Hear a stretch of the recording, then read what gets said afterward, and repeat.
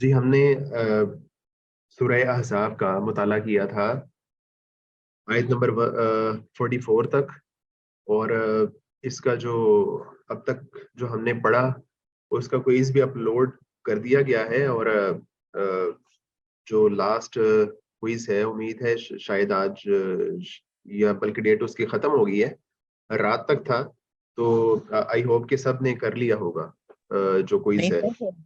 نہیں سر ہم نے نہیں کیا، آپ سے کہا تھا، آپ نے کہا تھا میں بڑھا دیتا ہوں 2 دن اس کے، کیونکہ اچھا ہماری تو کل وہ تو صرف آپ، شاید آپ نے ہی کہا تھا، کسی اور نے تو نہیں کہا تھا؟ نہیں سر وہ سب کی طرف سے تھا سر یہ ہماری لیڈر ہیں۔ اچھا آپ لیڈر ہیں، اچھا اچھا نہیں سر ایسے لیڈر کیونکہ وہ سب کی طرف سے ہی ہوتا ہے، پھر میں ایسے گروپ میں اچھا وہ میسج کر میسج دیا سب کی طرف سے تھا؟ جی وہ سب جی کہہ رہے تھے، ٹھیک پھر ہے، میں نے کہا میں کہہ دیتی ہوں چلیں۔ اچھا ٹھیک ہے، مجھے آئیڈیا نہیں تھا، میں نے سمجھا صرف آپ کا ایشو ہے تو باقیوں نے کر لیا ہوگا، میں یہ سمجھ رہا نہیں تھا۔ سر کسی نے بھی نہیں کیا، اور سر کچھ 2-4 لوگوں نے کہا لیا لیکن میجورٹی نے نہیں کیا۔ اچھا چلے وہ میں اس کو ایکسٹینڈ کر دوں گا انشاءاللہ۔ جی سر انشاءاللہ کل کر دیں ضرور۔ ٹھیک ہے، میں پھر آج جو ہے یکم ہے تو 2 تاریخ کی رات 11:30 بجے تک کر دوں گا اس کو، ٹھیک ہے سر انشاءاللہ۔ ٹھیک ہے؟ اور آپ کی جو اسائنمنٹس ہیں ان کی کیا سچویشن ہے، اسٹیٹس ہے؟ سر وہ ابھی شروع نہیں کی، وہ ابھی تو کل تو ہم نے اس کی جو اسی کی کر رہے تھے سیرت کی، جو ابھی تک بھی مکمل نہیں ہو رہی۔ اسائنمنٹس دوبارہ پہ آپ انشاءاللہ کام وہ کریں اور اچھا کام کریں اور محنت سے کریں، بس جو ٹنگ ٹپاؤ سسٹم نہیں آپ نے کرنا، اس کو محنت سے جی آپ سر نے اس کے مطابق جو ہے بکس پڑھ کے ڈاؤن لوڈ کر کے تو آپ نے کچھ چیز لکھنی ہے، جسٹ جو ہے نا 2-3 صفحوں سے دے کے کاپی پیسٹ نہیں کرنا۔ ہاں ٹھیک ہے سر انشاءاللہ۔ اچھا جی، اعوذ باللہ من الشیطان الرجیم، آیت نمبر 45 ہے، یا ایھا النبی انا ارسلناک شاہدا ومبشرا ونذیرا، اے نبی بے شک ہم نے آپ کو ارسلنا کا آپ کو بھیجا ہے، شاہدن شاہد بنا کے، گواہی دینے والا بنا کے، ومبشرن خوشخبری دینے والا بنا کے، ونذیرا اور ڈرانے والا بنا کے۔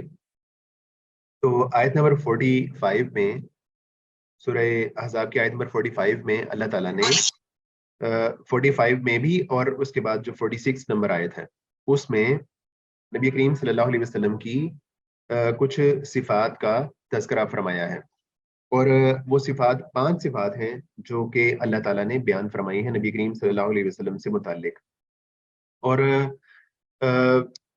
اللہ تعالیٰ نے بھی نبی کریم صلی اللہ علیہ وسلم کی جو ایک احترام ہے اور آپ کی جو عزت ہے اس کا بہت خیال اور لحاظ اس طرح رکھا ہے کہ نبی کریم صلی اللہ علیہ وسلم نے پورے قرآن کریم میں کسی بھی جگہ پہ نبی کریم صلی اللہ علیہ وسلم کو آپ کا نام لے کے مخاطب نہیں کیا، یعنی نبی کریم علیہ الصلوۃ والسلام کا جو نام ہے محمد صلی اللہ علیہ وسلم، وہ نام لے کے اللہ تعالیٰ نے بھی آپ کو مخاطب نہیں کیا، حالانکہ اللہ تعالیٰ نے قرآن میں اور کئی انبیاء کا، بہت سارے انبیاء کا، رسول کا، ان کا نام لے کے تذکرہ فرمایا، جس طرح کہ یا ابراہیم کہا، اور اسی طرح بہت سارے پیغمبروں کا یہ نام لیا، موسیٰ علیہ السلام کا نام لیا، عیسیٰ علیہ السلام کا نام لیا، بے شمار پیغمبروں کا نام لیا، لیکن نبی کریم صلی اللہ علیہ وسلم کو جب بھی اللہ تعالیٰ نے مخاطب کیا تو نام سے مخاطب نہیں کیا۔ اور یہاں پہ آیت نمبر 45 میں اور 46 میں آپ کی 5 صفات کا تذکرہ کیا ہے، تو کچھ تو نبی کریم علیہ الصلوۃ والسلام کی جو خوبیاں ہیں، صفات ہیں، اس کے علاوہ اللہ تعالیٰ کی اپنی بھی بہت سی صفات اور ایٹریبیوٹس ہیں، اور ان صفات کے بارے میں جو اللہ تعالیٰ کی صفات ہیں ان کے بارے میں کوئی بتا سکتا ہے کہ ایک مسلمان کا عقیدہ کیا ہونا چاہیے؟ اللہ تعالیٰ کی صفات کے بارے میں ان کی مثال دینے کے اعتبار سے کیا عقیدہ ہے مسلمانوں کا؟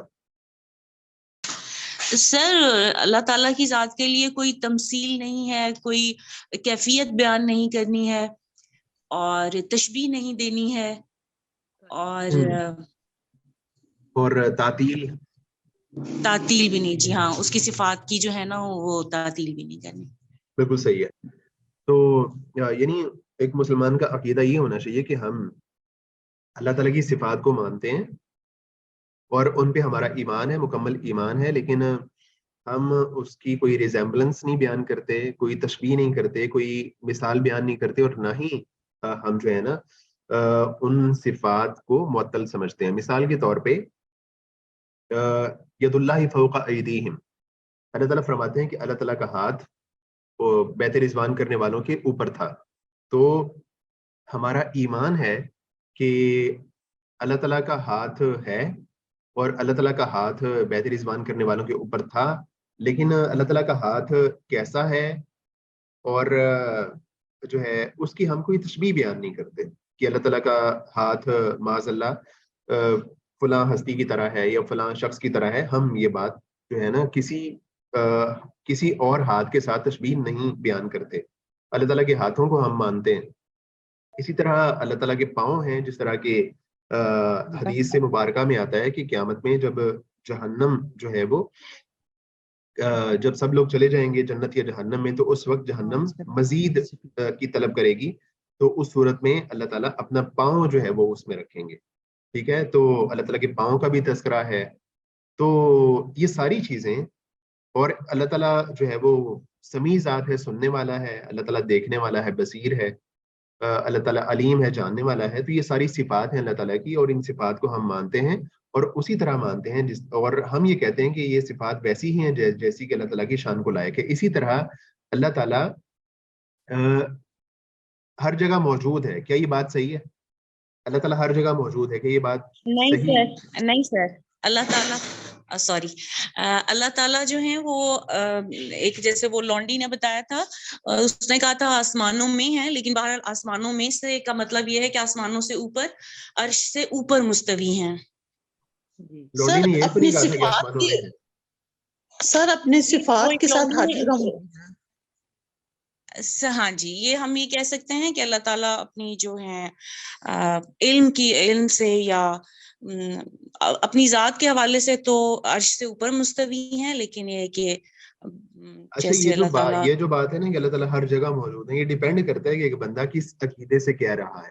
ٹھیک ہے جی. اگر ایک بندے کا عقیدہ یہ ہے کہ اللہ تعالیٰ وجود کے اعتبار سے نہیں بلکہ علم کے اعتبار سے ہر جگہ موجود ہے، تو یہ بات صحیح ہے. ٹھیک ہے، اللہ تعالیٰ اپنے نالج کے اعتبار سے ہر چیز اس کے علم میں ہے، اس اعتبار سے اللہ تعالیٰ ہر جگہ موجود ہے. لیکن وجود کے اعتبار سے اللہ تعالیٰ اوپر ہے، اپنے عرش پر مستوی ہے. اور کیسے مستوی ہیں عرش پر؟ جیسے اس کی شان کو لائق ہے، اس کی ہم کوئی تشبیہ بیان نہیں کرتے. تو جس طرح اللہ تعالیٰ کی صفات ہیں، نبی کریم علیہ الصلوۃ والسلام کی بھی صفات ہیں، جن میں سے 3 صفات کا تذکرہ اس آیت میں کیا کہ آپ شاہد ہیں، آپ مبشر ہیں اور آپ نذیر ہیں. تو ان میں سے جو شہادت ہے، جو پہلی صفت ہے شہادت دینا، وہ 2 طرح سے ہے. ایک یہ کہ دنیا میں اس بات کی شہادت کہ اللہ کے سوا کوئی معبود برحق نہیں، یعنی ایک شہادت وہ ہے جس کا تعلق اس دنیا کے ساتھ ہے، آخرت کے ساتھ نہیں بلکہ اس دنیا کے ساتھ ہے. اور اس دنیا میں اس بات کی گواہی دینا کہ جو اللہ کے سوا کوئی معبود برحق نہیں ہے اور جو سچا دین ہے وہ صرف اسلام ہے. ٹھیک ہے، تو اللہ کے رسول علیہ الصلوۃ والسلام نے اس بات کی گواہی دی اس دنیا میں.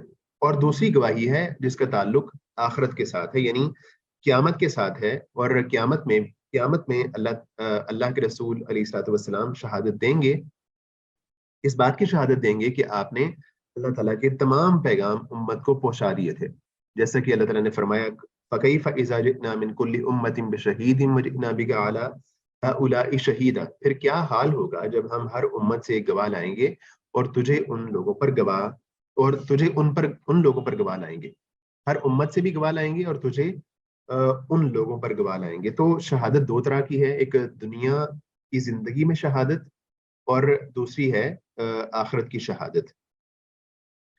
دنیا میں جو شہادت ہے اس کا مطلب یہ ہے کہ اللہ تعالیٰ کے پیغامات کو، اللہ تعالیٰ کے حکم کو، احکام کو پوری طرح پہنچا دیا گیا تھا.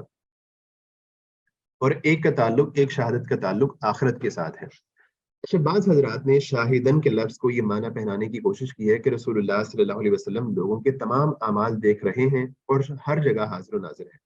वो कहते हैं कि चूंकि शाहिद कहा है अल्लाह के रसूल अलैहिस्सलातु वस्सलाम को, तो इस बुनियाद पे हम ये कह सकते हैं कि अल्लाह के रसूल अलैहिस्सलातु वस्सलाम जो है वो सब अमाल देख रहे हैं और हर जगह हाज़िर व नाज़िर हैं. यानी वो उन्होंने इस माने में लिया शाहिद को कि जो है ना, जो अल्लाह के रसूल गवाही देंगे वो लोगों के आमाल की गवाही देंगे. तो इस बुनियाद पे वो कहते हैं कि शाहिद का मतलब ये होना चाहिए, जब अल्लाह के रसूल ने आमाल की गवाही देनी है तो इसका मतलब ये है कि अल्लाह ताला हर एक बंदे के आमाल को देख रहे हैं. अगर देख रहे हैं तो ही वो शाहिद होंगे ना, तो ही गवाही देंगे. तो मगर ये बात गलत है, क्योंकि अंबिया अलैहिमुस्सलाम का काम बंदों के आमाल पर शहादत देना नहीं कि वो क्या करते रहे हैं. अंबिया ने अंबिया का ये काम नहीं है कि वो इस बात की शहादत दें कि लोग क्या क्या काम करते रहे, बल्कि उनका काम इस बात की गवाही देना है कि बंदों तक हक पहुंचा दिया गया था. असल चीज जिस बात की गवाही देनी है वो लोगों के आमाल से मुतल्लिका नहीं है, बल्कि इस बात की गवाही देना है कि जो जिम्मेदारी अंबिया की अल्लाह ताला ने लगाई थी, अंबिया और रसूलों ने उनको पूरी तरह जो है उसका हक अदा कर दिया था. इस बात की गवाही देनी है. अल्लाह ताला ने साफ फरमाया, यौम यजमउल्लाहु रुसुला फयक़ूलु माज़ा उजिब्तुम क़ालू ला इल्म लना इन्नका अंत अल्लामुल गुयूब. जब जमा करेगा अल्लाह ताला रसूलों को और उनसे कहेगा तुम्हें क्या जवाब दिया गया जब तुमने दावत दी, तो तुम्हें किस किस आगे से क्या जो है ना रिएक्शन मिला. कालू, तो वो कहेंगे ला इल्म लना, हमें इल्म नहीं है, इन्नका अंत अल्लामुल गुयूब, तू ही जो है वो गैबदान है. तो यहाँ से पता चल रहा है कि उनके जो अमाल हैं उनकी कोई गवाही नहीं देंगे रसूल. इसी तरह जब अल्लाह ताला ईसा अलैहिस्सलाम से पूछेंगे कि क्या तुमने लोगों से कहा था कि मुझे और मेरी माँ को अल्लाह के सिवा माबूद बना लेना, तो वो अर्ज करेंगे वकुन्तु अलैहिम शहीदम मा दुम्तु फीहिम, मैं उनमें उनका गवाह था जब तक मैं उनमें उनके अंदर मौजूद रहा. फलम्मा तवफ़्फ़यतनी, जब तूने मुझे फौत कर दिया, उठा लिया, मुझे उठा लिया, कुंता अंतर कुंता अंतर रकीब अलैहिम, तो उस वक्त जब मुझे उठा लिया गया तो तू उन पर निगरान था. व अंत अला कुल्ली शैइन शहीद, और तू ही जो है हर चीज पर गवाह है. यानी जब तक मैं उनमें मौजूद रहा तब तक तो जो है ना मुझे पता है कि वो क्या क्या हरकतें करते रहे हैं. लेकिन जब तूने मुझे उठा लिया तो अब मैं जो है ना, मैं उन पे कोई निगरान नहीं हूँ, अब आप जो है ना उन पर निगरान हैं और आप ही है जो आप ही गवाह हैं. यानी जो जब मुझे उठा लिया गया तो अब मैं उनके आमाल के साथ मेरा कोई सरोकार नहीं है. तो इसका मतलब यह है कि जो अंबिया गवाह होंगे वो उनके आमाल पर नहीं हो सकते, क्योंकि जब वो इस दुनिया से चले गए या उठा लिया गया तो अब जो है ना उनका उनके आमाल से कोई सरोकार नहीं रहा. ये इस बात की ये आयात इस बात की सरी दलील हैं कि अंबिया लोगों के अमाल पर गवाह नहीं होंगे. फिर वो किस चीज के गवाह होंगे? अल्लाह ताला ने खुद इस बात की वजाहत करते हुए फरमाया, वकज़ालिक जअलनाकुम उम्मतन वसता लितकूनु शुहदाअ अलन नासी व यकून अर्रसूलु अलैकुम शहीदा. और हमने तुम्हें जो है ना उम्मत वस्त बनाया ताकि आप जो है आप लोगों पर शहादत देने वाले बने और रसूल तुम पर शहादत देने वाला बने. तो अब यहाँ पे उम्मत की शहादत की भी बात की जा रही है. इससे मालूम हुआ कि क़यामत के दिन रसूलुल्लाह सल्लल्लाहु अलैहि वसल्लम उम्मत पर शहादत देंगे और आपकी उम्मत लोगों पर शहादत देगी. आप लोगों पर गवाह बनेंगे और जो उम्मत होगी वो दूसरे लोगों पर गवाह बनेगी. ठीक है. तो अगर हम इससे शाहिद से मुराद लें हाजिर और नाजिर, तो इसका मतलब ये बनेगा कि जो पूरी उम्मत है अगर वो भी गवाही दे रही है, पूरी उम्मत भी गवाही दे रही है, तो इसका मतलब ये बनता है कि पूरी उम्मत को भी हाजिर और नाजिर मानना पड़ेगा. अगर आप कहते हैं कि रसूल सल्लल्लाहु अलैहि वसल्लम इसलिए उनको शाहिद कहा गया है कि इसलिए उनको शाहिद कहा गया है, गवाही देने वाला कहा गया है कि वो जो है अमाल पर निगरान हैं और जो है इस बुनियाद पे वो हर एक बंदे के अमाल को देख रहे हैं, तो पूरी उम्मत को भी गवाही देने वाला कहा जा रहा है.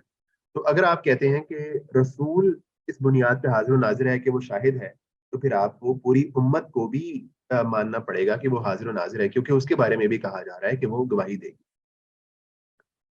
اس کے بعد ہے مبشر و نذیرہ، یہ دوسری اور تیسری صفت ہے، پہلی تھی شاہد اور دوسری اور تیسری ہے مبشر و نذیرہ، یہ دوسری اور تیسری صفت ہے، یعنی آپ ایمان والوں کو یہ بشارت دینے والے ہیں کہ ان قریب ان سے مصائب کے بادل چھٹ جانے والے ہیں، اور جلد ہی اللہ تعالیٰ انہیں اپنی فتح و نصرت سے سرفراز فرمائے گا، اور مرنے کے بعد انہیں جنت کی ابدی نعمتیں اور اللہ کا دیدار میسر ہونے والا ہے۔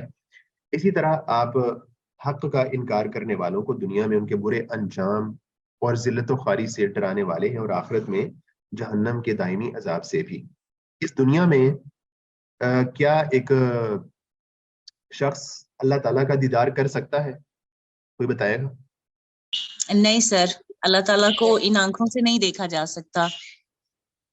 بالکل، لا تدرکہ الابصار، اس کو جو ہے نا آنکھیں نہیں پا سکتی۔ تو اس دنیا میں جو ہے ایک انسان، چاہے وہ پیغمبر ہوں، انبیاء ہوں، رسول ہوں، وہ اس دنیا کی زندگی میں اللہ تعالیٰ کا دیدار نہیں کر سکتے۔ وہ صحیح بخاری میں حضرت عائشہ رضی اللہ تعالیٰ عنہا سے مروی ہے نا کہ جو شخص یہ کہتا ہے کہ اللہ کے رسول علیہ الصلوۃ والسلام نے اللہ تعالیٰ کو دیکھا، دیدار کیا، تو وہ جھوٹ کہتا ہے۔ تو نبی کریم صلی اللہ علیہ وسلم نے بھی اللہ تعالیٰ کا اس دنیا میں دیدار نہیں کیا ہے۔ البتہ قیامت میں لوگوں کو قیامت کے بعد جنت میں اہل جنت کو اللہ تعالیٰ اپنا دیدار کروائیں گے، جس طرح وہ حدیث مبارکہ میں آتا ہے نا کہ اللہ تعالیٰ آئیں گے اہل جنت کے پاس اور آ کے کہیں گے کہ اہل جنت میں تمہیں ایک بڑی نعمت دینے والا ہوں۔ تو اہل جنت حیران ہوں گے کہ ہمارے پاس تو بہت ساری نعمتیں پہلے ہی موجود ہیں، تو اللہ تعالیٰ کہیں گے کہ اب میں تمہیں جو ہے نا اپنا دیدار کروانے والا ہوں۔ تو پھر اس وقت میں اللہ تعالیٰ اپنا دیدار کروائیں گے، اور جنت کی نعمتوں میں سے سب سے بڑی نعمت جو ہوگی وہ اللہ تعالیٰ کا دیدار ہی ہوگا، اللہ تعالیٰ کو دیکھنا ہوگا۔ اور جو اہل جنت ہوں گے وہ اپنے مختلف مناسب کے لحاظ سے اور اپنی جو ان کا لیول ہوگا جنت میں، اس لحاظ سے وہ لوگوں کا دیدار کریں، اللہ تعالیٰ کا دیدار کریں گے۔ اگلی آیت ہے وداعیا الی اللہ باذنہ وسراجا منیرا۔ تو تین صفات، اللہ کے رسول کی تین صفات کا تذکرہ پچھلی آیت میں تھا، اور دو صفات کا تذکرہ اس آیت میں ہے۔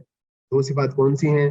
کہ آپ دائی ہیں، اللہ تعالیٰ کی طرف بلانے والے ہیں، داعیا الی اللہ، اللہ کی طرف بلانے والے ہیں اللہ کے حکم کے ساتھ، وسراجا منیرا، اور آپ ہیں روشنی کرنے والا چراغ، روشن چراغ ہیں آپ، روشنی کرنے والا چراغ ہے۔ تو چوتھی صفت ہے داعیا الی اللہ، اور پانچویں صفت ہے سراج منیر۔ وداعیا الی اللہ یعنی آپ اللہ کی توحید اور اس کے احکام کی اطاعت کی طرف لوگوں کو دعوت دینے والے ہیں۔ وسراج منیرا، قرآن مجید میں دو جگہ سورج کو سراج کہا گیا ہے، جیسا کہ آسمانوں کو اوپر تلے پیدا کرنے کے ذکر کے بعد فرمایا وجعل القمر فیہن نورا وجعل الشمس سراجا، اور اس نے ان میں چاند کو نور بنایا اور سورج کو چراغ بنایا۔ تو یہاں پہ اس کا سراج کا تذکرہ موجود ہے، اور دوسری جگہ وجعلنا سراجا وہاجا، اور ہم نے ایک بہت روشن گرم چراغ بنایا۔ تو ان دو آیتوں میں سراج کا تذکرہ موجود ہے۔ تو یہاں پہ رسول اللہ صلی اللہ علیہ وسلم کو سراج منیر فرمایا، یہاں صرف اللہ کے رسول علیہ الصلوۃ والسلام کو صرف سراجہ نہیں کہا بلکہ سراج منیرہ کہا۔ تو اس کی وجہ یہ ہے کہ اللہ تعالیٰ نے آپ صلی اللہ علیہ وسلم کو لوگوں کی کفر و شرک کی ظلمتوں سے نکال کر ایمان کے نور کی طرف لانے کا ذریعہ بنایا، ٹھیک ہے؟ تو اس اعتبار سے آپ کو روشنی کرنے والا چراغ کہا گیا ہے، جس طرح سورج کو رات کی تاریکی ختم کر کے روشنی کا ذریعہ بنایا۔ سراج منیر قرار دینے کی ایک وجہ یہ ہے کہ رات کی تاریکی میں چاند کے نور کے باوجود روشنی کے لیے آگ یا مشعلیں جلانے کی ضرورت باقی رہتی ہے۔ جب چاند یعنی اللہ تعالیٰ نے اللہ کے رسول علیہ الصلوۃ والسلام کی صفت بیان کرتے ہوئے آپ کو سراج کے ساتھ، سورج کے ساتھ تشبیہ دی ہے، اور اس کی وجہ یہ ہے، ایک وجہ یہ ہے کہ اگر جو چاند کی روشنی ہوتی ہے نا، اگرچہ وہ چاند روشن ہوتا ہے لیکن اس کے باوجود بھی، جب چاند روشن ہو اس کے باوجود بھی روشنی کی ضرورت پھر بھی رہتی ہے، کوئی آگ جلانے کی یا مشعلیں جلانے کی، جیسے کہ اس زمانے میں ہوتا تھا۔ تو مشعلیں جلائی جاتی تھیں. لیکن جب آفتاب عالم تاب طلوع ہوتا ہے تو کسی چراغ کی ضرورت باقی نہیں رہتی. دن کی روشنی میں جب سورج چمک رہا ہو اور آفتاب چمک رہا ہو تو آفتاب کی روشنی میں کوئی مشعل جلانے کی، کوئی آگ جلانے کی، روشنی کرنے کی باہر ضرورت نہیں ہوتی. تو اس اعتبار سے اللہ کے رسول علیہ الصلوۃ والسلام کو سراج منیر کہا گیا ہے. اسی طرح رسول اللہ صلی اللہ علیہ وسلم کی آمد کے بعد نہ کسی نبی کی پیروی باقی رہی، نہ قرآن و حدیث کے ہوتے ہوئے کسی امام، بزرگ یا پیر کی تقلید کی گنجائش ہے. وَبَشِّرِ الْمُؤْمِنِينَ بِأَنَّ لَهُم مِّنَ اللَّهِ فَضْلًا كَبِيرًا، اور ایمان والوں کو خوشخبری دے دیں کہ ان کے لیے من اللہ، اللہ تعالیٰ کی طرف سے، فضلاً کبیرہ، ایک بہت بڑا فضل ہے. ان کو بہت ہی اعلیٰ درجات اور اعلیٰ مقامات ملنے والے ہیں. ایمان والوں کو اس بات کی خوشخبری دے دیں. وَلَا تُطِعِ الْكَافِرِينَ وَالْمُنَافِقِينَ، اور آپ اطاعت نہ کریں کافروں کی اور منافقوں کی. وَدَعْ أَذَاهُمْ، اور ان کی جو تکالیف ہیں، اظہار ثانیہ ہیں، ان کی پرواہ نہ کریں. وَتَوَكَّلْ عَلَى اللَّهِ، اور اللہ تعالیٰ پر بھروسہ کریں. وَكَفَى بِاللَّهِ وَكِيلًا، اور جو اللہ تعالیٰ ہے وہی جو ہے نا وکیل کی حیثیت سے کافی ہے. اللہ تعالیٰ وکیل کی حیثیت سے کافی ہے. تو یہاں پہ اسی بات کی طرف دوبارہ اشارہ کیا جا رہا ہے کہ اگر کفار و منافقین آپ کو باتیں کرتے ہیں، باتیں بناتے ہیں، تو ان کی اظہار ثانیوں کی آپ پرواہ نہ کریں، ان کو اگنور کریں. اگر وہ آپ پہ جو ہے نا اعتراضات کر رہے ہیں کہ آپ نے منہ بولے بیٹے کے ساتھ شادی، منہ بولے بیٹے کی جو متعلقہ ہے اس کے ساتھ شادی کیوں کر لی، تو ان کو باتیں بنانے دیں. آپ ان کو اگنور کریں، ان کو ان کے حال پہ چھوڑ دیں. آپ جو ہے نا اپنا جو گول اور ٹارگٹ ہے اس پہ نظر رکھیں. یعنی کفار و منافقین جو آپ وَلَا تُطِعِ الْكَافِرِينَ وَالْمُنَافِقِينَ، یعنی کفار و منافقین جو آپ کو مداہنت کے لیے کہتے ہیں، لوگوں کے کفر و شرک پر خاموش رہنے کے لیے اصرار کرتے ہیں اور جاہلیت کی رسم توڑنے سے روکتے ہیں، ان کا کہنا مت مانو، بلکہ دعوت حق پر استقامت اختیار کر. اس صورت کے شروع میں یہی حکم دیا تھا، یعنی یا ایھا النبی اتق اللہ ولا تطع الکافرین والمنافقین. صورت کے شروع میں بھی یہ والا حکم دیا گیا تھا کہ کافروں اور منافقوں کی آپ نے اطاعت نہیں کرنی. اب اسی بات کو دوبارہ اسی پہ ایمفسائز کیا جا رہا ہے، اس کو تاکید کے ساتھ دہرایا جا رہا ہے. ودا ازاہم، یعنی دعوت دین کی وجہ سے وہ آپ کو جو تکلیف پہنچاتے ہیں اس کی پرواہ مت کریں. وتوکل علی اللہ، یعنی آپ اپنے سب کام اللہ کے سپرد کر دیں، کیونکہ جو کام اللہ کے سپرد کر دیا جائے وہ اس کے لیے کافی ہے. اس کے بعد آیت نمبر 49 ہے، یا ایھا الذین آمنوا، اے لوگوں جو ایمان لائے ہو، اذا نکحتم المؤمنات، اور جب تم مومن عورتوں سے نکاح کرو، ثم طلقتموہن، پھر تم ان کو طلاق دے دو، من قبل ان تمسوہن، اس سے پہلے کہ تم نے ان کو چھوا ہو، ان کو ہاتھ لگایا ہو. فما لکم علیہن من عدۃ، تو اس صورت میں ان پر کوئی عدت نہیں ہے. تعتدونہا، جسے تم جو ہے نا شمار کرو. فمتعوہن، تم ان کو سامان دو. وسرحوہن سراحا جمیلا، اور انہیں چھوڑ دو اچھے طریقے سے چھوڑنا. اے لوگوں جو ایمان لائے ہو، جب تم ایسی عورتوں کو طلاق دے دو، ایسی جب تم مومن عورتوں سے نکاح کرو تو تم نے ان کو طلاق دینی ہو اور تم نے ان کو چھوا نہ ہو، تو ان پر کوئی عدت نہیں ہے. تو تم کیا کرو کہ ان کو جو ہے نا تھوڑا بہت ان کو اچھے طریقے سے کوئی سامان وغیرہ دے کے ان کو رخصت کر دو. تو یہاں پہ طلاق کے حوالے سے کچھ احکامات بیان ہو رہے ہیں، اور اس میں حکم یہ ہے کہ اگر کسی شخص کا نکاح ہوا ہے اور رخصتی نہیں ہوئی، یا رخصتی ہوئی ہے لیکن جو ہے نا ریلیشن شپ نہیں بنا، تو اس صورت میں اگر ایک شخص طلاق دینا چاہتا ہے تو کیا ہے کہ ان کو طلاق دینے کے بعد ان کی کوئی عدت نہیں ہوگی، کیونکہ جو باقی خواتین ہیں ان کی عدت تو اللہ تعالیٰ نے یہ بتائی ہے نا کہ والمطلقات یتربصن بانفسہن ثلاثۃ قروء، جو طلاق یافتہ عورتیں ہیں وہ 3 قروء تک انتظار کریں گی. ٹھیک ہے، تو جو عام طلاق یافتہ عورتیں ہیں ان کی عدت تو یہ بتا دی اللہ تعالیٰ نے، لیکن جو ایسی خواتین ہیں جن کا ریلیشن شپ نہیں بنا تو ایسی عورتوں کا حکم یہ ہے کہ ایسی متعلقہ عورتوں کا حکم یہ ہے کہ ان کی عدت 3 ماہ نہیں ہوگی، کیونکہ وہ جو عدت ہوتی ہے وہ اسی لیے ہوتی ہے نا کہ کنفرم ہو جائے کہ جو عورت ہے وہ جو ہے پریگننٹ ہے یا نہیں ہے، اس کا مقصد یہی ہوتا ہے. تو جب ایک ایسی عورت ہے تو اس کی عدت بھی نہیں ہوگی. یا ایھا الذین آمنوا اذا نکحتم المؤمنات، سورت کے شروع سے متبنہ بنانے کی رسم توڑنے کا. رسول اللہ صلی اللہ علیہ وسلم کے متبنہ زید رضی اللہ تعالیٰ عنہ کے اپنی بیوی زینب کو طلاق دینے کا، اور رسول اللہ صلی اللہ علیہ وسلم کی اس کے ساتھ نکاح کا ذکر آ رہا تھا. اس پر منافقین کی باتوں کا تذکرہ بھی ہوا اور ان کی پرواہ نہ کرنے کا بھی. پھر اللہ تعالیٰ نے رسول اللہ صلی اللہ علیہ وسلم کا منصب، آپ کی رفعت شان اور آپ کی ذمہ داریاں نہایت جامع انداز میں بیان فرمائی. اب دوبارہ نکاح و طلاق کے کچھ مسائل کا ذکر ہوتا ہے جن میں سے اکثر کا سابقہ رسول اللہ صلی اللہ علیہ وسلم کو بھی پیش آیا. یعنی یہ جو باتیں ہو رہی ہیں ان میں سے بہت ساری باتیں ہیں کہ اللہ کے رسول علیہ السلام کو بھی ان واقعات کا سامنا ہوا. من قبل ان تمسوہن، اس سے پہلے کہ تم نے ان کو چھوا ہو. میں ہاتھ لگانے سے مراد جماع ہے، اور یہ قرآن مجید کے بیان کی پاکیزگی ہے کہ وہ اس کے لیے صریح الفاظ کے بجائے کنائے کا لفظ استعمال کرتا ہے، مثلا مساس یا ملامسہ وغیرہ. اس میں ہمارے لیے بھی سبق ہے کہ یہ مفہوم ادا کرنے کے لیے صریح الفاظ کے بجائے کنائے کے الفاظ استعمال کیے جائیں. کسی مسلمان عورت کو اگر خاوند عقد نکاح کے بعد صحبت سے پہلے طلاق دے دے تو عورت پر کوئی عدت نہیں جس میں خاوند رجوع کر سکتا ہو، بلکہ اگر وہ عورت چاہے تو اسی وقت دوسرا نکاح کر سکتی ہے. یعنی جب اس کی عدت نہیں ہے تو اس کا مطلب یہ ہے کہ وہ طلاق کے فوراً ہی بعد وہ آگے نکاح کر سکتی ہے، کیونکہ صحبت ہوئی نہیں کہ یہ دیکھنے کے لیے انتظار کی ضرورت ہوگی حمل تو نہیں ٹھہرا.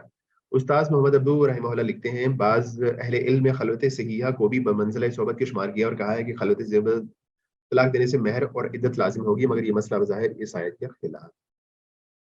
یعنی وہ ان کو تنہائی مل گئی تو اس صورت میں بعض فقہا کی رائے یہ ہے، بعض اہل علم کی رائے یہ ہے کہ اس کے بعد کیا ہوگا کہ ان کو مہر بھی دیا جائے گا اور عدت بھی لازمی ہوگی. لیکن وہ کہہ رہے ہیں کہ یہ مسئلہ بظاہر اس آیت کے خلاف ہے. یعنی وہ کہتے ہیں کہ تنہائی میسر آ گئی، صرف تنہائی میسر آ گئی تو اس صورت میں بھی ان کی عدت ہوگی، لیکن وہ کہتے ہیں یہ بات صحیح نہیں ہے. یہ حکم ان عورتوں کا ہے جنہیں دخول سے پہلے طلاق دی جائے. اگر نکاح کے بعد سے پہلے خاوند فوت ہو جائے تو عورت پر عدت بھی ہوگی اور خاوند کی وارث بھی ہوگی. ماکل بن سنان رضی اللہ تعالیٰ عنہ سے روایت ہے کہ رسول اللہ صلی اللہ علیہ وسلم نے بروا بنت واشق رضی اللہ تعالیٰ عنہ کے بارے میں یہ فیصلہ فرمایا تھا. فمتعوہن، جس عورت کو دخول سے پہلے طلاق دی گئی ہو وہ 2 حال سے خالی نہیں، یا تو نکاح کے وقت اس کے لیے مہر مقرر کیا گیا ہوگا یا نہیں.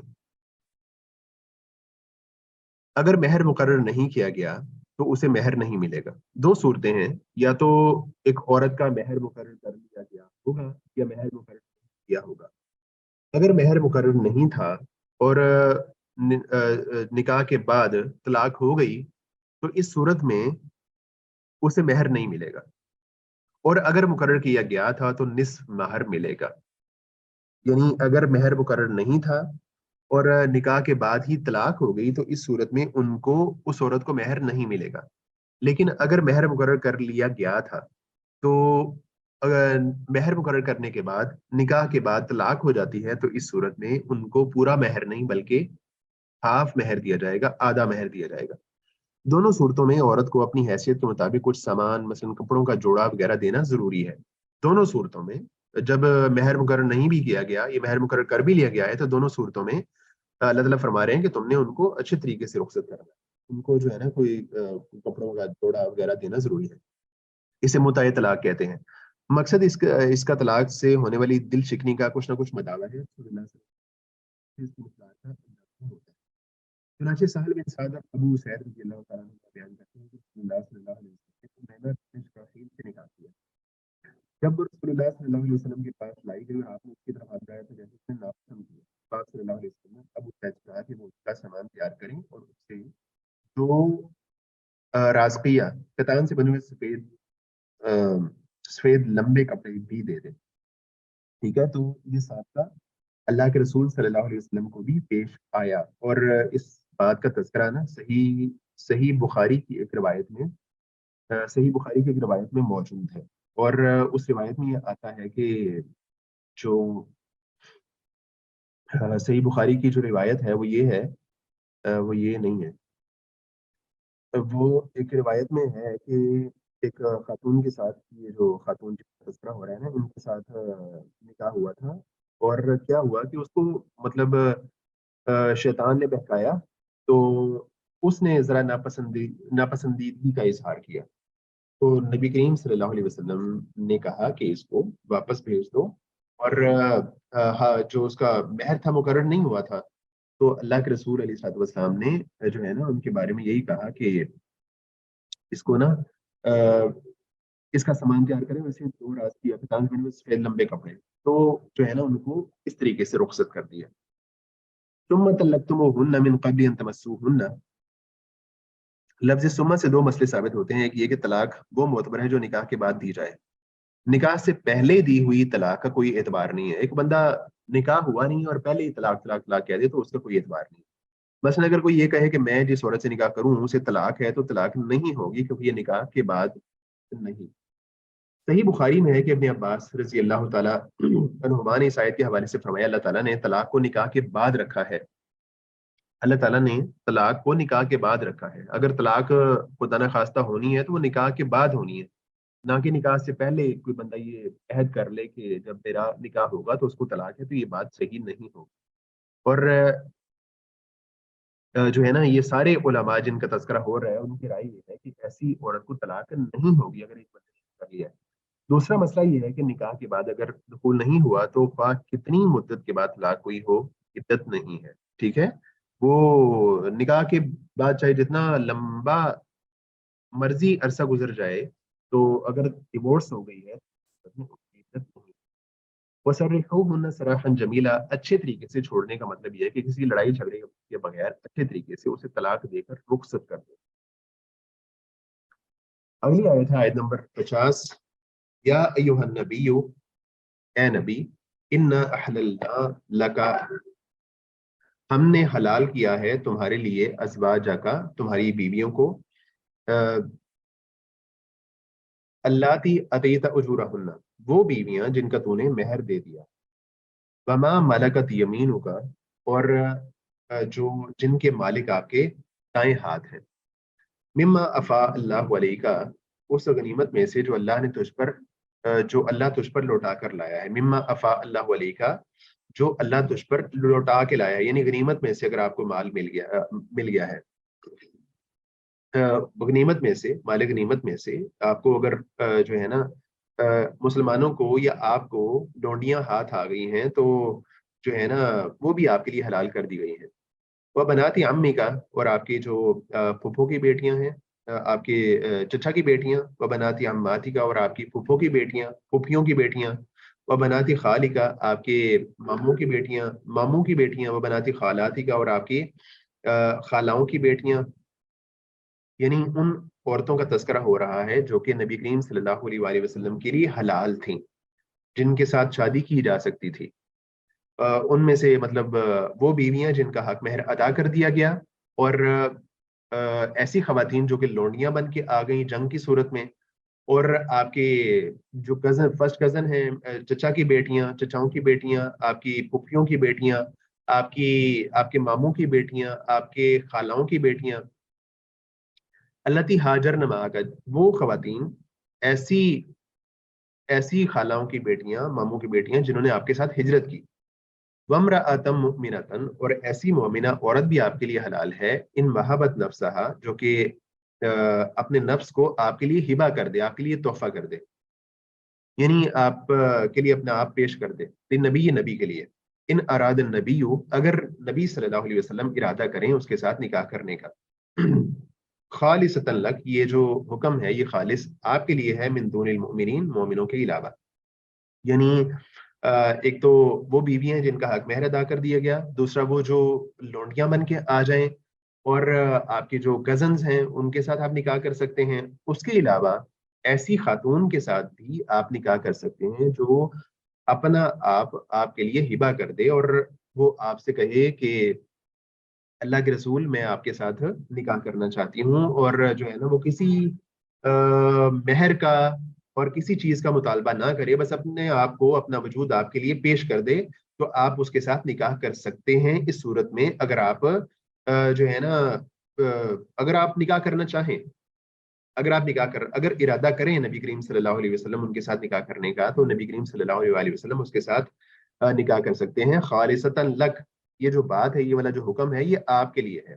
یہ جو یعنی اگر ایک خاتون کہتی ہے کہ میں آپ کے ساتھ نکاح کرنا چاہتی ہوں, تو اگر آپ ارادہ رکھتے ہیں اور آپ نکاح کرنا چاہتے ہیں تو آپ اس کے ساتھ نکاح کر سکتے ہیں. نبی کریم صلی اللہ علیہ وسلم کو کہا جا رہا ہے, اور اللہ تعالیٰ فرما رہے ہیں کہ یہ آپ کے لیے حکم ہے. من دون المؤمنین, جو دوسرے ایمان والے ہیں نا, ان کے لیے یہ حکم نہیں ہے کہ اگر کوئی عورت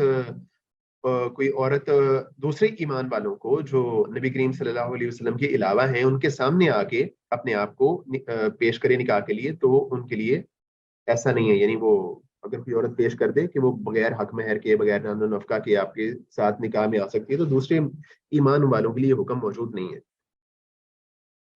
قد علمنا, بے شک ہمیں علم ہے, ما فرضنا علیہم, جو ہم نے فرض کیا ان پر, فی ازواجہم, ان کی بیویوں کے حوالے سے, وما ملکت ایمانہم, یعنی دوسرے جو ایمان والے ہیں نا ان کی بات ہو رہی ہے کہ ہمیں جو ہے نا ہم نے جان لیا ہے کہ جو کچھ ہم نے فرض کیا ہے ان کی بیویوں سے متعلق اور ان کی جو لونڈیاں ہیں ان سے متعلق, لکی لا یکون علیک حرج, تاکہ جو ہے نا تم پر اس معاملے میں کوئی تنگی نہ ہو.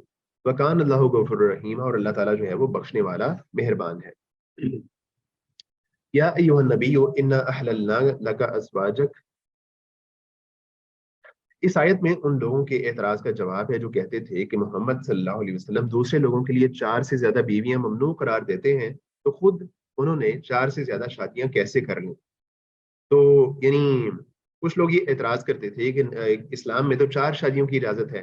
اس آیت میں ان لوگوں کے اعتراض کا جواب ہے, یعنی اللہ کے رسول صلی اللہ علیہ وسلم نے جب 4 سے زیادہ شادیاں کر لیں تو کچھ لوگوں کا اعتراض تھا کہ اسلام میں تو 4 شادیوں کی اجازت ہے, تو اللہ کے رسول صلی اللہ علیہ وسلم نے 4 سے زیادہ شادیاں کیوں کر لی.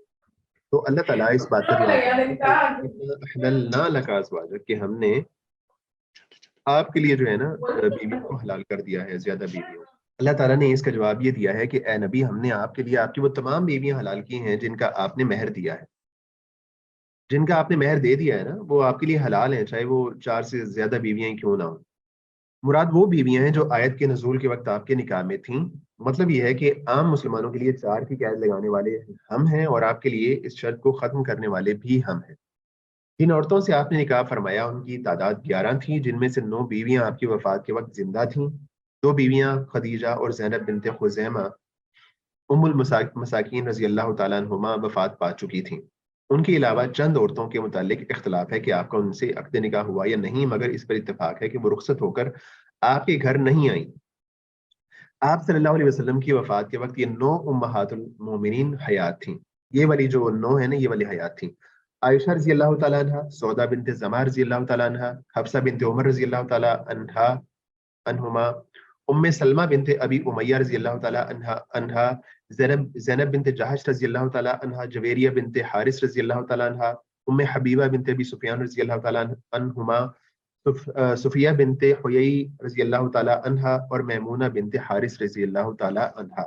یہ وہ بیویاں تھیں جو اللہ کے رسول علیہ الصلوۃ والسلام کی وفات کے وقت موجود تھیں. ابن کثیر لکھتے ہیں آپ صلی اللہ علیہ وسلم کی تمام بیویوں کا مہر 12.5 اوقیہ تھا, جو 500 درہم ہوتے ہیں. یہ کوئی پڑھے گا, ریڈ کرے گا کوئی؟ میرا گلا بیٹھ گیا, کوئی پڑھ سکتے ہیں. ابن کثیر لکھتے ہیں آپ صلی اللہ علیہ وسلم کی تمام بیویوں کا مہر 12.5 اوقیہ تھا, جو 500 درہم ہوتے ہیں. ہاں, ام حبیبہ بنت ابی سفیان رضی اللہ عنہما کا مہر نجاشی رحم اللہ نے اپنے پاس سے 400 دینار دیا تھا. صفیہ رضی اللہ یعنی عنہ جو باقی تھی نا خواتین, باقی جو بیویاں تھیں, ان کا جو مہر تھا وہ 12.5 اوقیہ تھا, جو 500 درہم ہوتے ہیں. تو البتہ جو ام حبیبہ رضی اللہ تعالیٰ عنہ ہیں, جو ابو سفیان رضی اللہ تعالیٰ عنہ کی بیٹی ہیں, تو ان کا مہر نجاشی نے دیا تھا، تو وہ جو ہے نا 400 دینار ہے جو مہر تھا وہ تھا۔ صفیہ رضی اللہ عنہا کا مہر انہیں آزاد کرنا تھا، وہ خیبر کے قیدیوں میں سے تھی، پھر آپ صلی اللہ علیہ وسلم نے انہیں آزاد کر دیا اور اسی آزادی کو ان کا مہر قرار دیا اور نکاح کر لیا۔ جویریہ بنت حارث رضی اللہ عنہا بنو المستلق سے گرفتار ہو کر آئی تھی، اور انہوں نے ثابت بن قیس بن شماس رضی اللہ عنہ سے جتنی رقم پر مکاتبت کی تھی، آپ صلی اللہ علیہ وسلم نے انہیں اتنی رقم ادا کر کے ان سے عقد کر لیا تھا۔ مکاتبت کیا ہوتا ہے، کوئی بتائے گا؟ یہ سر یہ ہوتے ہیں نا کہ جو کوئی لونڈی جو ہوتی ہے یا وہ اپنے مالک سے طے کر لے اتنے رقم کے بدلے آزادی ہو جائے گی۔ جی بالکل، لونڈی یا غلام دونوں کر سکتے ہیں۔ لونڈی یا غلام۔ وما ملکت یمینک مما افاء اللہ علیک، افا یفیو کا معنی لوٹا کر لانا ہے۔ فے جو ہے عموماً اس اموال کو کہا جاتا ہے جنگ کے بغیر دشمن سے حاصل ہو۔ بعض اوقات جنگ کے ساتھ ملنے والی غنیمت کو بھی فے کہا جاتا ہے۔ اس فے کہہ لیتے ہیں ان اموال کو فے اس لیے کہتے ہیں کہ دنیا کے تمام اموال حقیقت میں مسلمانوں کی ملکیت ہے، جو عارضی طور پر کفار کے قبضے میں ہے۔ جب مسلمان انہیں حاصل کرتے ہیں تو وہ اپنا ہی مال واپس لیتے ہیں۔ ان عورتوں کے آپ کے لیے حلال کرنے کے ذکر کے بعد جن کے ساتھ آپ نے مہر دے کر نکاح کیا تھا، 3 قسم کی عورتیں حلال کرنے کا ذکر فرمایا۔ ان میں سے پہلی قسم لونڈیاں ہیں جو بطور فے آپ کو حاصل ہوئی اور آپ نے لونڈی کی حیثیت سے ان سے فائدہ اٹھایا۔ یہ ماریہ قبطیہ ہیں، تو جنہیں قبطیہ تھی جنہیں مکوکس مصر نے آپ کے لیے بطور ہدیہ بھیجا تھا، اس لیے وہ فے کی حکم میں تھی۔ اور بناتی امی کا بناتی عماتی کا، یہ پہلی بیویوں کے بعد آپ کے لیے حلال کی جانے والی عورتوں کی یہ دوسری قسم ہے، یعنی وہ عورتیں جو باپ یا ماں کی طرف سے آپ کی قریبی رشتہ دار ہیں اور انہوں نے مدینہ کی طرف ہجرت کی ہے، ان کے ساتھ نکاح آپ کے لیے حلال ہے۔ یہ تفسیر اس لیے کی گئی ہے کہ آپ کے ماموں یا خالہ کی کوئی بیٹی تھی ہی نہیں۔ آپ کی والدہ کے خاندان بنو زہرہ کو آپ صلی اللہ علیہ وسلم کے ماموں کہا جاتا تھا۔ یعنی انہوں نے جو ہے نا یہ جو بناتی عمی کا و بناتی عماتی کا جو ہے نا اس کا مطلب یہ کیا ہے کہ آپ کی جو پھوپھیوں کی بیٹیاں اور آپ کے چچاؤں کی بیٹیاں، اور اس کا مطلب معنی یہ نہیں بتایا کہ ماموں کی بیٹیاں یا خالاؤں کی بیٹیاں، اس لیے نہیں بتایا کہ نبی کریم صلی اللہ علیہ وسلم کی خالہ یا ماموں کے ہاں کوئی بیٹی تھی ہی نہیں۔ وَامْرَأَةٌ مُؤْمِنَةٌ إِنْ وَهَبَتْ نَفْسَهَا لِنَبِيٍّ، یہ تیسری قسم ہے، یعنی مندرجہ بالا عورتوں کے علاوہ کوئی مومن عورت اگر اپنا آپ نبی صلی اللہ علیہ وسلم کو ہبہ کر دے، یعنی مہر کے بغیر نکاح میں دینے کی پیشکش کرے تو، اور نبی صلی اللہ علیہ وسلم اس سے نکاح کرنا چاہیں تو آپ کے لیے ولی اور مہر کے بغیر اس سے نکاح حلال ہے۔ ثابت بنانی رحمہ اللہ بیان کرتے ہیں کہ انہوں نے انس رضی اللہ عنہ کو یہ حدیث بیان کرتے ہوئے سنا کہ ایک عورت رسول اللہ صلی اللہ علیہ وسلم کے پاس آئی اور وہ اپنے آپ کو آپ صلی اللہ علیہ وسلم کے لیے پیش کر رہی تھی، تو انس رضی اللہ عنہ کی بیٹی نے کہا ان کی حیا کتنی کم تھی، تو انس رضی اللہ عنہ نے فرمایا وہ تجھ سے بہتر ہے، اس نے اپنے آپ کو رسول اللہ صلی اللہ علیہ وسلم کے لیے پیش کیا تھا۔ یعنی ایسا ہوتا تھا، ایسا ہو جاتا تھا سم ٹائم کہ کوئی خاتون اپنے آپ کو نبی کریم صلی اللہ علیہ وسلم کے سامنے نکاح کے لیے پیش کر دیتی تھی، اور اس کا یعنی یہ مقصد یہ ہے کہ اگر اللہ کے رسول علیہ الصلوۃ والسلام چاہتے تو ان کے ساتھ بغیر حق مہر وغیرہ کے نکاح کر سکتے تھے۔ خالصۃ لک من دون المؤمنین، یعنی یہ اجازت صرف آپ کے ساتھ خاص یا دوسرے مسلمانوں کے لیے وہی حکم ہے جو سورہ نساء میں فرمایا ان تبتغوا باموالکم، یعنی مہر نکاح جائز نہیں۔ موضع اسی طرح 4 سے زیادہ بیویوں کی اجازت صرف آپ کے لیے ہے، دوسرے مسلمانوں کے لیے نہیں ہے۔ اچھا، قد علمنا ما فرضنا علیہم فی ازواجہم وما ملکت ایمانہم، یعنی عام مسلمانوں کو نکاح کے لیے جن شرائط کا پابند کیا گیا ہے ان کا پابند رہنا ان کے لیے ضروری ہے، اور وہ یہ کہ مہر، ولی اور گواہوں کے بغیر نکاح کرنا جائز نہیں۔ اس کے علاوہ وہ ایک وقت میں 4 سے زیادہ عورتیں نکاح میں نہیں رکھ سکتے۔ عام جو مومن ہے نا ان کے لیے حکم یہی ہے کہ ان کے لیے مہر بھی دینا ضروری ہوگا، اولیاء کی موجودگی ضروری ہوگی, رضامندی ضروری ہوگی اور گواہ ہونا ضروری ہوگا. اسی طرح وہ 4 سے زیادہ شادیاں بھی نہیں کر سکتے. لیکن نبی کریم صلی اللہ علیہ وآلہ وسلم کا معاملہ الگ ہے, وہ 4 سے زیادہ شادیاں بھی کر سکتے ہیں. اگر کوئی عورت آپ کے ساتھ نکاح کے لیے اپنے آپ کو پیش کرے تو اس کے ساتھ بغیر مہر کے, بغیر ولی کے اور بغیر گواہوں کے بھی نکاح کر سکتے ہیں. لیکن جو عام مومن ہیں ان کے لیے یہ حکم ہے کہ وہ ان کے لیے مہر دینا بھی ضروری ہے, ولی کا ہونا بھی ضروری ہے, گواہوں کا ہونا بھی ضروری ہے, اور وہ 4 سے زیادہ شادیاں بھی نہیں کر سکتے. لِكَيْ لَا يَكُونَ عَلَيْكَ حَرَجٌ, یعنی دعوت دین کی مصلحت کے لیے آپ کو ایک وقت میں 4 سے زیادہ عورتوں کے ساتھ نکاح کی اجازت اس لیے دی گئی ہے کہ وہ آپ پر زیادہ نکاح کرنے میں کوئی تنقید نہ رہے, کیونکہ بہت سی مصلحتوں کی وجہ سے آپ کو زیادہ نکاح کرنے ہوں گے. اہل علم نے رسول اللہ صلی اللہ علیہ وسلم کے ذوالِ مطہرات میں سے ہر ایک کے ساتھ نکاح میں جو مصلحتیں مد نظر تھیں ان کا تفصیل کے ساتھ ذکر فرمایا ہے, اور اسلام کے مخالفین رسول اللہ صلی اللہ علیہ وسلم کے تعدد ازواج پر جو اعتراض کرتے ہیں ان کا مدلل جواب دیا ہے.